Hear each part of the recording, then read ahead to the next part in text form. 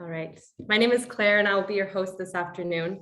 And today we will be presenting our counter planning proposal for the redevelopment of the Bluebonnets Hippodrome site in Côte-des-Neiges. Following the presentation, we have 3 guest respondents who will comment on our presentation and plan and provide insight from their own professional expertise. We will then open it up to the audience for a Q&A period.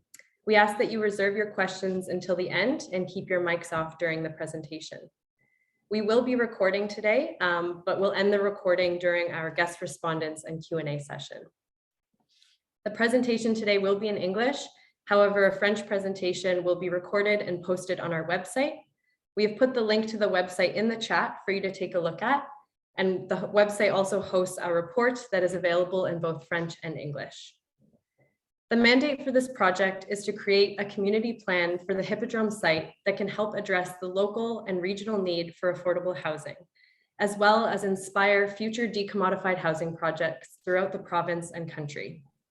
Our plan, which will be presented shortly, addresses the urgent need for permanent affordable housing in the site's neighborhood and beyond, and suggests opportunities for innovative, democratic, ecologically conscious, and socially responsive community building. Our plan was produced by a team of 40 students at the McGill University School of Urban Planning as a graduate studio project. Our plan is the culmination of work conducted by 8 teams of students, which included community demand, policy, finance, governance, circulation, urban form, social infrastructure, and ecology and public space. Throughout the term, data was gathered through a combination of independent research, professional and academic mentorship, consultation documents, census data, and other course material. It is important to note that no community consultation was conducted by students during this project. Many values and ideas in the plan are drawn from public participation documents. However, constraints around ethics and scope really limited our ability to engage with community input, and in particular with Indigenous rights and claims to the land. We're gathered here today to present a project that deals with public land and planning within a colonial framework. It is important to acknowledge that the land McGill University rests upon has long been used by the Haudenosaunee and Anishinaabe nations. We also want to acknowledge the land for which the Hippodrome site is located, which is on the Kahnawake territory of the Kanien'kehá:ka Nation. Public land is contested, and it represents an opportunity to not only build decommodified housing, but for meaningful decolonized planning. As students, engaging with Indigenous communities on this project was not within our scope. However, we hope and encourage engagement of Indigenous communities for future planning proposals for this site.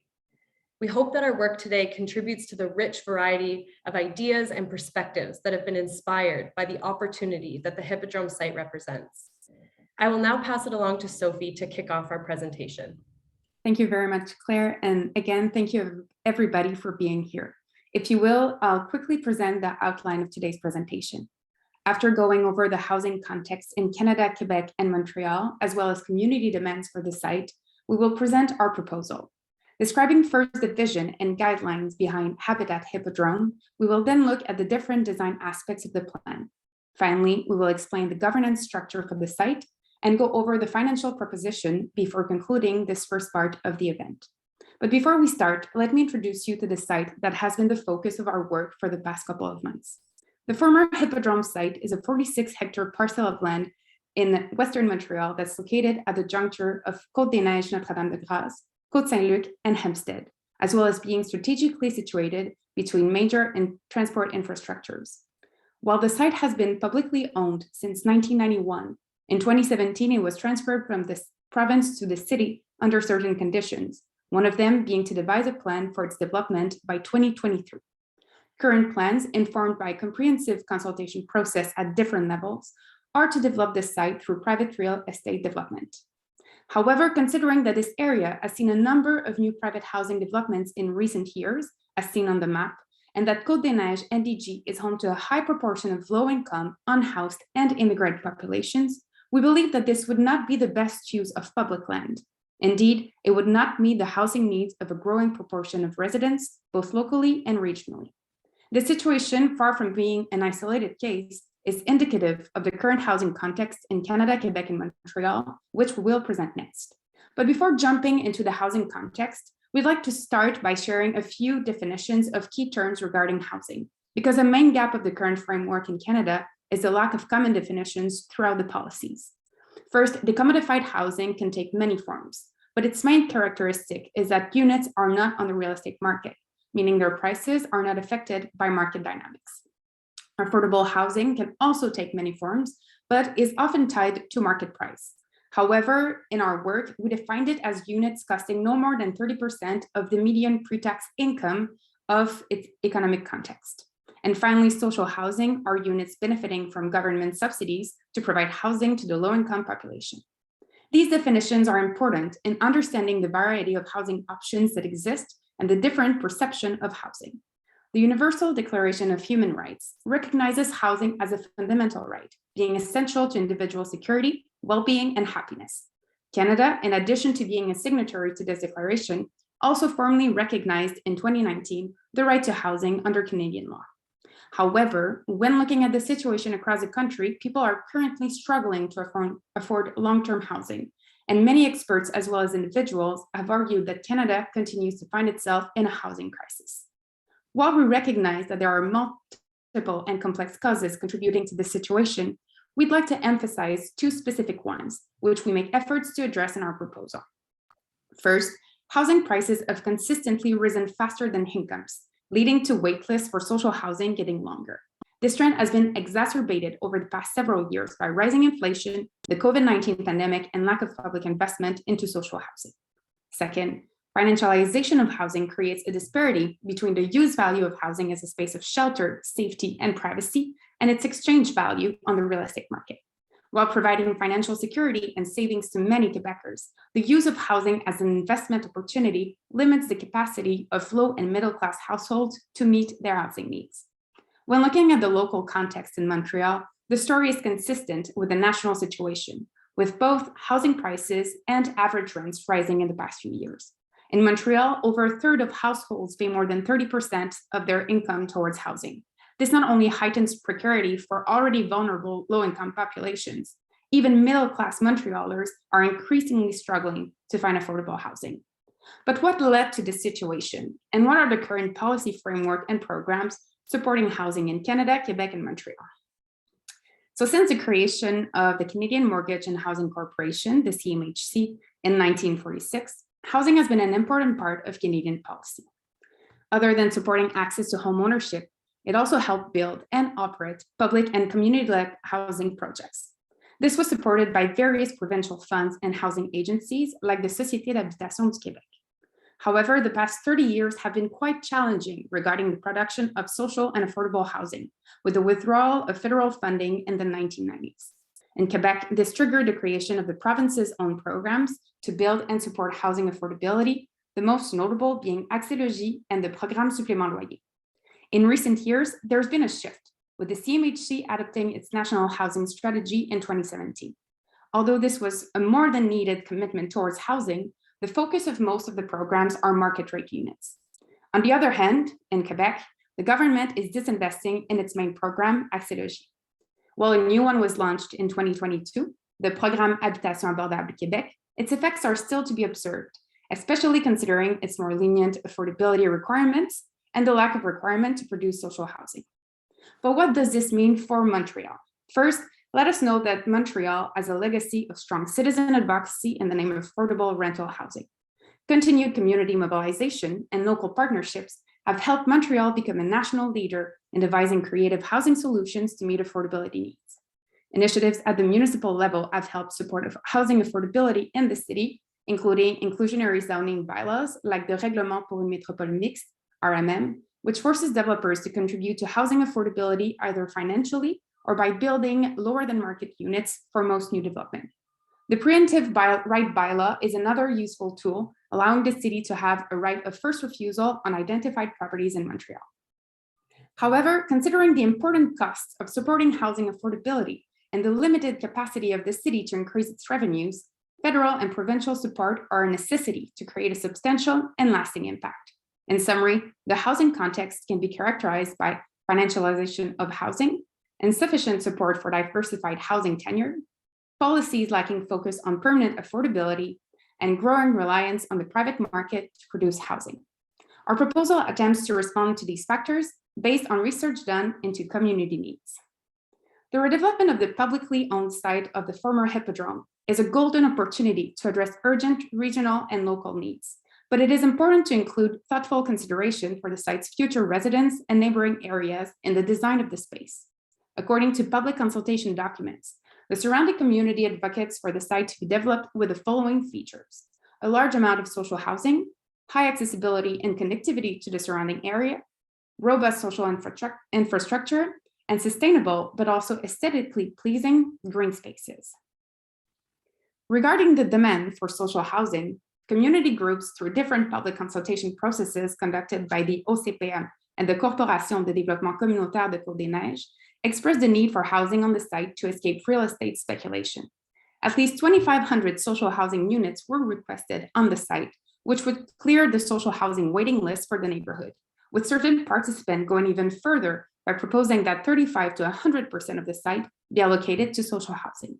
There was also a recommendation by UTIL for 800 affordable units for students. These demands were accompanied and informed by concerns about other recent developments in the area lacking adequate social housing. Residents and community members are also supportive of diversity in terms of housing tenure and typologies, but also of demographics of future residents.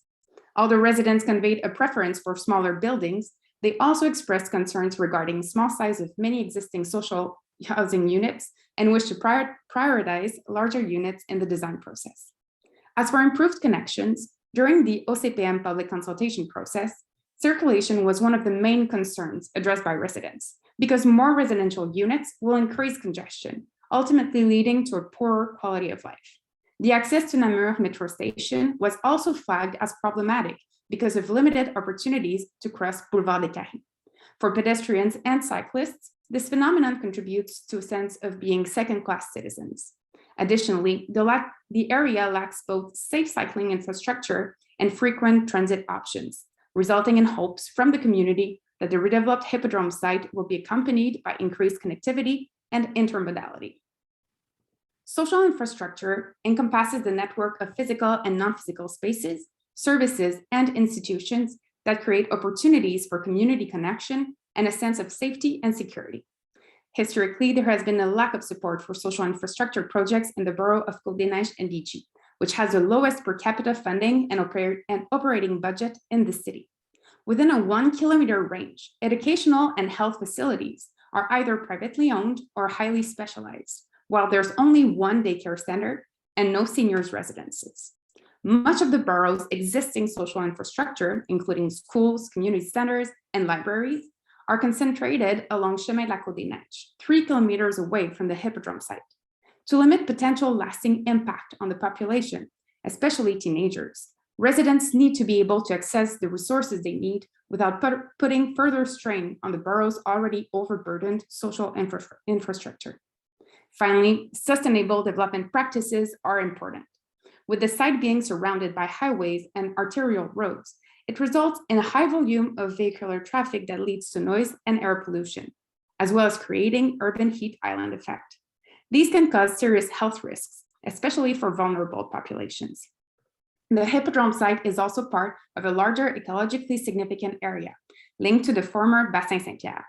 As a result, there have been calls to integrate the Hippodrome into our larger ecological and biodiversity corridors. Building upon the results of the OCPM-led consultation, the City of Montreal currently plans to create a mixed-use eco-quartier that limits car use, with emphasis on large public park spaces, connections to and from the area, as well as rich diversity of flora and fauna. While our team supports these principles, we believe the city and province's agreement to sell off the land as a source of revenue is a missed opportunity to build on the province of Quebec's strong tradition of building mixed-use communities with diverse housing options. We thus offer this counter-planning proposal, which Causta will now present to you. Thanks, Sophie.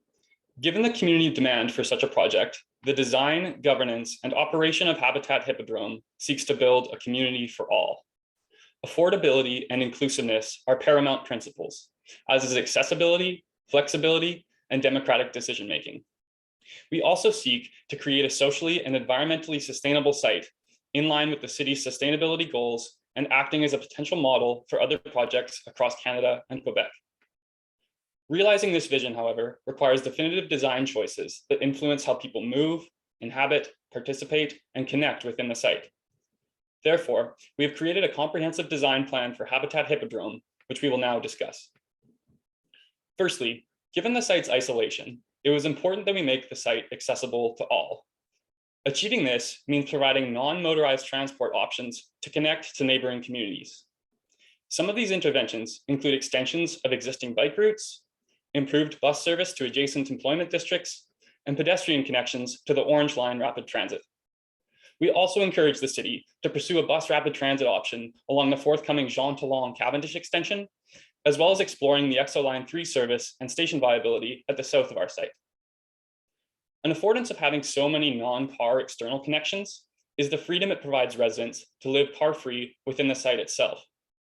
So while we have developed a plan that accommodates the car, we took the opportunity to design a site that frees residents from the burden of ownership. Notably, the only street-side parking within the site is for car sharing.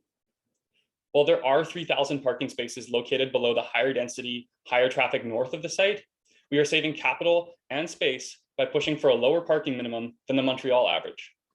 In fact, we actually aim to provide 3 times that amount in bicycle parking. This will be complemented by an extensive network of safe and efficient active transit paths that will in most cases have priority over motorized vehicles. To demonstrate how this will function while still affording accessibility for residents, let's now take a look at our street typologies. First, we have a complete street. Complete in this case means it gives equal weight to all modes of transit. If a resident needs to catch a bus, meet a rideshare, or receive a freight delivery, this street provides that utility. It is open to all modes of traffic, but the zigzag alignment is there by design to discourage through traffic while maximizing access. Where gaps in that access still exist, the urban form will be permeated by shared streets and access alleys. Shared streets, in brown, will have low speed limits and design features that demonstrate they are as much for pedestrians as they are for traffic. For those of you familiar with the concept of a Wunderhof, this is the idea. Access alleys take this one step further, for although they permit freight and emergency vehicle access, they will have elements of greenery and amenities intended for pedestrians first and foremost. This will be the most common street typology in our site, and as such, will be the primary means to access buildings. These buildings are themselves designed with many such human scale considerations in mind. A list of 18 building design guidelines with associated objectives is available in the report, as is a shadow study that yielded positive results. Briefly put though, the design guidelines seek to ensure human comfort, built harmony, and flexible usage. Features include plentiful courtyards, private balconies, and varied ground level usages. An architectural style that pays homage to the city whilst allowing for innovation and creativity will be encouraged and facilitated by providing a varied urban form that transitions in density across the site. This transition will range from low-rise triplexes that integrate seamlessly with Hampstead to the south, up to apartments of comparable height to other Montreal neighborhoods in the north. In between will be mid-rise apartments of 6 to 9 stories that match the height of central community infrastructure and serve to frame the Hippodrome Park. Taken as a whole, these buildings provide 6,721 units, exceeding the community demand-informed target. Based on that community demand, 25% of these will be publicly subsidized, 40% will be below market rate, with the remainder split between market rate rental and equity ownership units. Within each of these categories, the unit sizes will be distributed as shown, with the most common size by far being 3-bedroom units. This demonstrates that the site is intended to be family-friendly, supportive of renters, and attractive to prospective long-term residents. At the ground floor, these residents will have access to a diversity of commercial services, such as food markets and bicycle shops. Non-commercial social uses will also be present in proportion to the built form, encouraged by rent subsidies for the community benefits they provide. Examples of such uses include social enterprises, socio-professional integration programs, and local entrepreneurial support. Beyond these mixed-use areas, social infrastructure and placemaking investments will also be made in definitive locations. The majority will be concentrated to the east and center of the site, in keeping with expected circulation corridors, as well as community accessibility needs. Starting at the periphery, there are 2 elementary schools and a secondary school. It is anticipated that roughly 2,000 school-aged children will call the habitat home, hence multiple schools were needed. It is also proposed that the space dedicated to these schools be available to residents when not in session. Nearby active transit corridors will facilitate safe and healthy means for these students to get to and from those schools. At the heart of the community, meanwhile, lie 2 large social infrastructure buildings meant to complement one another in form and function. The community center will anchor the community, acting as an intellectual hub. It will include a library as well as designated co-working space. The flex space alongside the park will complement this by acting as a resource to the community when desired or needed, such as in times of environmental extremes or other crises that may occur. Moreover, though, it will be available for programming and can host indoor events throughout the year. Outdoor events, meanwhile, will be made possible by the public plaza, a key outdoor public space at the east of our site. Hardscaped, but surrounded by greenery, the ample size of this plaza means it is suitable for programming year-round. The location of this space at a crossroads also makes it convenient for spontaneous gatherings and events, and it will ultimately serve as an inviting entrance to the neighborhood. The other major public space is the Hippodrome Park. Located at the center of our site, this green space is meant to be inclusive, active, and accessible for residents and visitors alike. Comprising 3 sections, the park will cater to the varied needs of a diverse community. The south will contain recreation facilities such as soccer fields and ice rinks. The center will contain wooded pathways that enable circulation to the nearby promenade and community center, while the north will provide peaceful leisure spaces and free play areas, offering casual and relaxing connections with nature. Such natural spaces will also facilitate connection in the site itself, made possible by green corridors that permeate the built environment. Accessible to pedestrians, cyclists, and cross-country skiers in the wintertime, these corridors offer both shelter and connectivity, balancing natural form with urban function. They also provide decentralized opportunities for community programs like urban agriculture. In the north, a green corridor that includes outdoor furniture, pollinating agricultural planters, and stormwater managing wet swales will afford both relief and connectivity to the denser urban environment there. To the east, another green corridor functions as both a separation and a connection, buffering the school from an existing parking lot across our site boundary, while facilitating the proposed active transit link to Hampstead just across the railway tracks. Lastly, parallel to these tracks, the southern green corridor complements the peripheral biodiversity belt, supporting it with pollinator grasslands and noise-reducing vegetation. Ranging from 1 to 200 meters wide, this biodiversity belt is a forested, biodiverse area dedicated to the preservation of nature at the periphery of our site. Natural regeneration will be achieved through means such as artificial habitat props, while human access will be limited to a single wood chip trail. Following an invasive species cleanup, the low-lying southern portion will be carefully transformed into a hydrologically stable and morphologically complex wetland ecosystem. This will serve to reduce urban heat island effects and, at a metropolitan scale, will complement the existing Ville Saint-Laurent and Darlington biodiversity corridors with their policy objectives. Taken as a whole, the design of these ecological spaces serve to create a green belt that encircles the entirety of Habitat Hippodrome, providing peace of mind and healthy spaces for residents of our new community. And now I will pass it off to Sayana, who will present our plans for governance and implementation. Thank you, Causta. One of our key visions for this site is to manage it in a democratic and inclusive manner. Thus, we propose a community land trust model on the Hippodrome site. A CLT is typically a nonprofit that holds land on behalf of a community, such as the future residents of Habitat Hippodrome, and serves as long-term stewards for the community and all its physical assets. Habitat Hippodrome will have a comprehensive 2-tier governance model. The lower tier of governance pertains to governance at the more individual resident level, that is the housing associations. Here's a chart that outlines this level of the governance structure. Residents of a co-op or other groups of residents would elect a few members to form their housing association each term. In addition to forming committees that they deem necessary, each housing association will appoint one of its members to be a representative to the larger upper tier General Assembly. As the name suggests, the upper tier makes decisions about the management of the CLT as a whole. It acts as a site-wide legislative body, which proposes bylaws, handles budgeting measures, and manages modifications to all CLT-owned public spaces. The upper tier can be understood as a two-level governance body. At the resident level, as mentioned earlier, there's the General Assembly, which is made up of representatives from the different housing associations. Members will be elected to form 3 analogous committees overseeing community life, buildings and land maintenance, and finance. 10 members will also be elected by the Assembly to form the CLT board, along with community representatives and city officials. Acting at the CLT level, this board will hire the executive director, who will be in charge of hiring professionals to various departments. During the development phase, there will be a consortium consisting of GRTs and other nonprofits who provide the technical and professional expertise.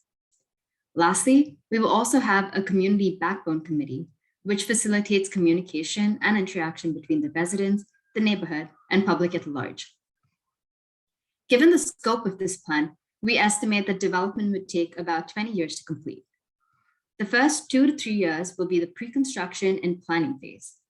During this time, the mobilization of the CLT will occur, where a board composed of city officials and community representatives will appoint an executive director, who then appoints professionals for the planning and development of the site. Concurrently, site preparation work can commence. This would include tasks like landscape engineering to reduce stormwater runoff, laying of initial infrastructure, ecological interventions like eliminating invasive species, etc. Obtaining building permits and other approvals will also happen during this time. As of year 3, construction of the first few units will begin, which will then enter full swing the following year, until year 20, when the construction phase will be complete. As per the CLT's project phasing plan, road network and other infrastructure shall also be laid in tandem with development across the site.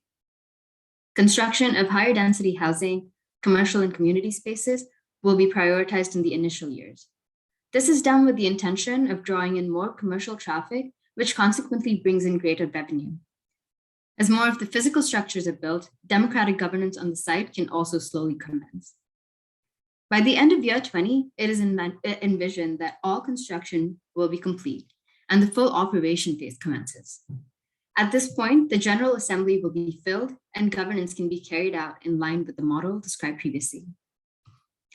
And now, the answer to the big question: how much would this whole project cost? To construct all units along with ground floor retail space and parking amenities, we estimate a total development cost of $3.9 billion over 20 years. This includes total hard construction costs, soft costs, and a contingency fund. Several informed assumptions were also made while calculating the development and operation costs. It is assumed that the cost of building and maintaining green spaces, roads, schools, standalone community centers, water features, etc., will be met through municipal budgets and is hence not included in the $3.9 billion. As most federal and provincial funding mandates a municipal contribution, we've assumed that the land will be donated by the City of Montreal, thereby eliminating any land purchase costs. For a development of this magnitude, annual property taxes would be incredibly high and could mean the difference between the success or failure of operations of such a project. Thus, we've assumed that the Habitat Hippodrome would be exempt from property taxes. There are several precedents for a move like this. Some examples are the Ontario Assessment Act and tax exemptions in the City of Regina. In addition to estimating the total development cost of this project, we've also carried out an analysis of the operational revenue and expenses for a total of 35 years. As more residents move into the site, the CLT makes revenues through sale of equity units and rental revenue from residential, commercial, and parking spaces. At the same time, there are numerous expenses to be paid, like repayment of development loans, salaries for various CLT employed staff, and more. Here we see a chart that compares the annual revenue and expenses in years 5, 15, 25, and 35. In year 15, it is estimated that expenses would exceed the annual revenue, as repayment of a majority of the loans will be underway. However, as of year 25, the CLT will have more revenue than expenses, which can go towards making up for some of the debt in previous years. By year 30, we assume that all loans will be repaid with interest. thereby drastically reducing our annual expenses. The profits from the operation of Habitat Hippodrome can then be redirected to other social and affordable housing projects in the city under the discretion of the CLT Assembly and Board. The Habitat Hippodrome aims to build 6,721 units in roughly 69 buildings, which would go a long way in meeting Montreal's affordable housing needs. We've identified various sources of funding to finance the construction and development of this ambitious project. While the numbers quoted may seem high, we need to keep in mind that the funding is for a total of 69 buildings constructed over 20 years. That is an average of 3.5 buildings per year. The sale of equity units earlier on in the development phase will not only meet the construction costs of the 1,300 odd equity ownership units, but will also bring in some extra funding into the CLT coffers. About 20% of the funding for this project would come from the federal level CMHC through 4 different programs as listed here. At the provincial level, development costs can be financed through the newly proposed FAC program and operational revenue through the PSL program, which subsidizes low-income tenants occupying social rental housing units. A major consideration is that programs like FAC and PSL have caps and numerous conditions on provision of funds, which makes large-scale affordable housing projects like ours incredibly challenging. Most federal and provincial funding programs mandate a municipal contribution, which in this case could be the donation of land.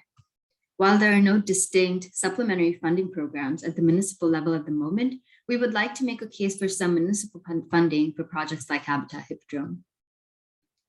Even with all the above funding sources, we still have a large financial gap to meet to fully realize this project. Thus, we've explored various private funding sources like community organizations, student union-led initiatives like UQAM's UTIL program, and a new low-interest, high social impact REIT program. The REIT targets institutions like the Canadian Pension Fund and others who invest in the community without claiming ownership of individual units or buildings. We've also identified funding in the form of community bonds guaranteed by the Government of Canada. For a breakdown of exact figures, please refer to our final report, which has been made available on our project website. While we've identified numerous funding sources, it is important to note that current federal and provincial affordable housing policies do not suffice to meet the bulk requirement of social and affordable housing, not only within the City of Montreal, but Canada at large. It is therefore necessary for all levels of government to do more so that the right to housing can be served to every Canadian. And on that note, I'd like to hand over to Causta for the concluding remarks. Thank you, Sayana. Any project of this size and ambition comes with considerable challenges from many fronts. One of the things we have learned as a collective group of students vying to make positive change is that there may sometimes be practical, methodological, or mathematical reasons why decommodified housing projects such as this are the exception and not the rule. Certainly, the in-depth exploration of such an endeavor is one neither the city nor private consultants may have the resources to undertake.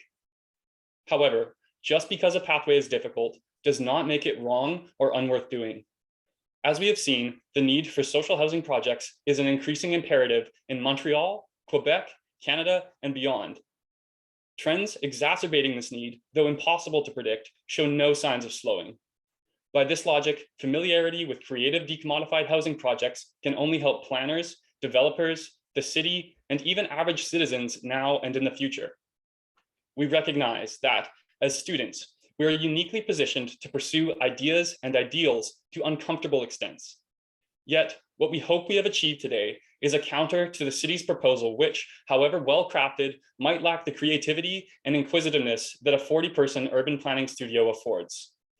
We hope that we have accomplished that, and done so in a way that does justice to both the necessities of realization and the needs of future residents who will call the Habitat Hippodrome home. Thank you.